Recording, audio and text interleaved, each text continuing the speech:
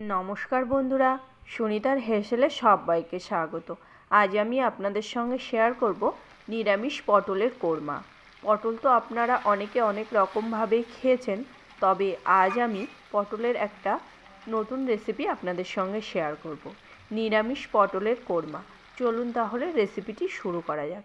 এখানে দেখুন, আমি পটলের কোরমা বানানোর জন্য এখানে আমি পটল নিয়েছি। পটলগুলোর খোসা কিন্তু আমি হালকা করে একটু ছাড়িয়ে নিয়েছি। ছাড়িয়ে নিয়ে আমি মাঝখান থেকে হালকা করে পটলগুলোকে চিড়ে নিয়েছি, মশলাগুলো ভালোভাবে ভিতরে ঢোকার জন্য। এবার আমি কড়াইতে পরিমাণ মতো সাদা তেল দিয়েছি, দিয়ে আমি পটলগুলোকে দিয়ে দেব ভেজে নেওয়ার জন্য। আজ আমি পুরো রান্নাটাই কিন্তু সাদা তেলেই তৈরি করব।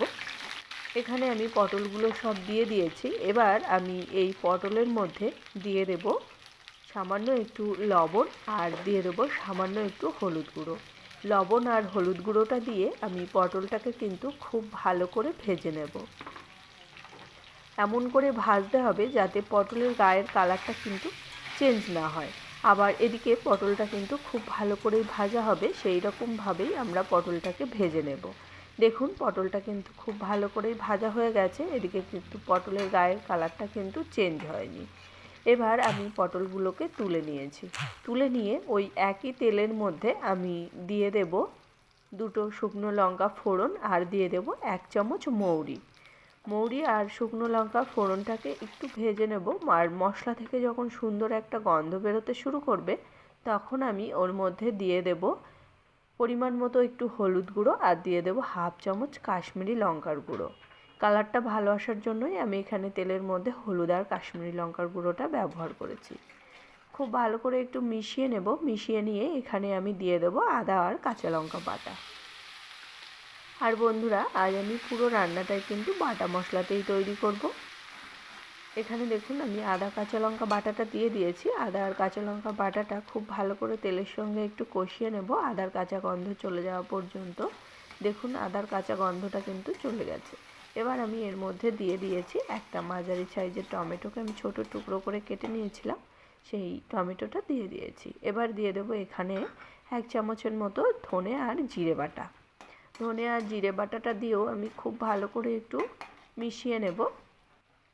মিশিয়ে নিয়ে আমি এখানে সামান্য একটু জল দিয়ে দিয়েছি মশলাটা খুব ভালো করে একটু কষিয়ে নেওয়ার জন্য। এবার এই মশলার মধ্যে আমি দিয়ে দেব স্বাদ অনুযায়ী লবণ, আর দিয়ে দেব সামান্য একটু চিনি। যেহেতু নিরামিষ রান্না, সেই কারণেই আমি এখানে একটু চিনির ব্যবহার করছি। যে কোনো নিরামিষ রান্নাতে একটু চিনির ব্যবহার করলে খেতে খুব ভালো লাগে, আর তরকারির টেস্টটাও খুব ভালো আসে। তার কারণেই আমি এখানে একটু চিনির ব্যবহার করেছি। এবার মশলাটা কিন্তু খুব ভালো করে কষিয়ে নিয়েছি। মশলা থেকে খুব সুন্দর তেলটা ছেড়ে গেছে। এবার এর মধ্যে আমি দিয়ে দিয়েছি কাজু বাদাম বাটা।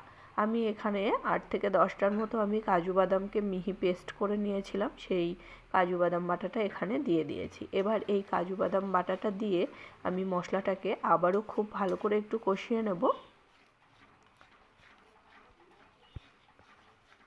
দেখুন, মশলাটা খুব ভালো করে কষিয়ে নিয়েছি। মশলা থেকে খুব সুন্দর কিন্তু তেল ছেড়ে গেছে।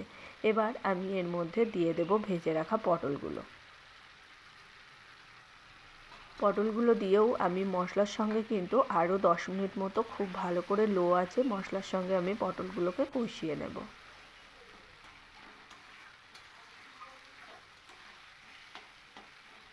খুব ভালো করে মশলার সঙ্গে মিশিয়ে নিয়েছি। মিশিয়ে নিয়ে এইভাবেই আমি লো আঁচে 10 মিনিটের মতো পটলটাকে খুব ভালো করে একটু কষিয়ে নেব। দেখুন, 10 মিনিট মতো আমি পটলটাকে মশলার সঙ্গে খুব ভালো করে কষিয়ে নিয়েছি। মশলার কালারটা কিন্তু চেঞ্জ হয়ে গেছে, আর পটলটাও কিন্তু অনেকটাই সিদ্ধ হয়ে গেছে।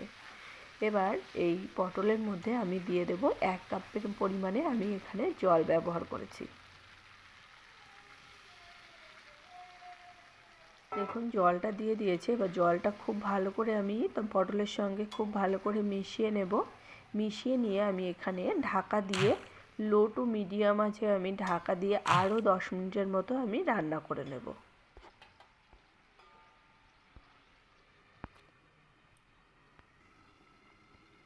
দেখুন, আমি ফিরে এলাম 10 মিনিট পর। এখানে কিন্তু পটলগুলো খুব ভালো করেই সিদ্ধ হয়ে গেছে। এবার খুব ভালো করে একটু নাড়িয়ে নেব। নাড়িয়ে নিয়ে এখানে আমি হাফ চামচের মতো গরম মশলা ব্যবহার করব। এবার আমি এখানে দিয়ে দিয়েছি হাফ চামচ গরম মশলা গুঁড়ো। এবার এই গরম মশলা গুঁড়োটা দিয়ে খুব ভালো করে আবারও একটু মিশিয়ে নিয়ে আমি এখানে 2 থেকে 1 মিনিট মতো খুব ভালো করে একটু লো আঁচে রান্না করে নিলেই তৈরি হয়ে গেল কিন্তু আমাদের দারুণ স্বাদের নিরামিষ পটলের কোরমা। এটা কিন্তু গরম ভাত কিংবা ফ্রায়েড রাইস, পোলাও সবারই সঙ্গে কিন্তু খুবই ভালো যাবে, রুটি, লুচি, পরোটা। তাহলে বন্ধুরা, আমার এই নিরামিষ পটলের কোরমার রেসিপিটি কেমন লাগলো অবশ্যই কিন্তু কমেন্ট করে জানাবেন। যদি ভালো লেগে থাকে তাহলে একটা লাইক করবেন আর সাবস্ক্রাইব করে পাশে থাকার অনুরোধ রইল। তাহলে আজকের মতো এই পর্যন্তই। আবার দেখা হবে নতুন কোনো রেসিপি নিয়ে। ভালো থাকবেন, সুস্থ থাকবেন। ধন্যবাদ।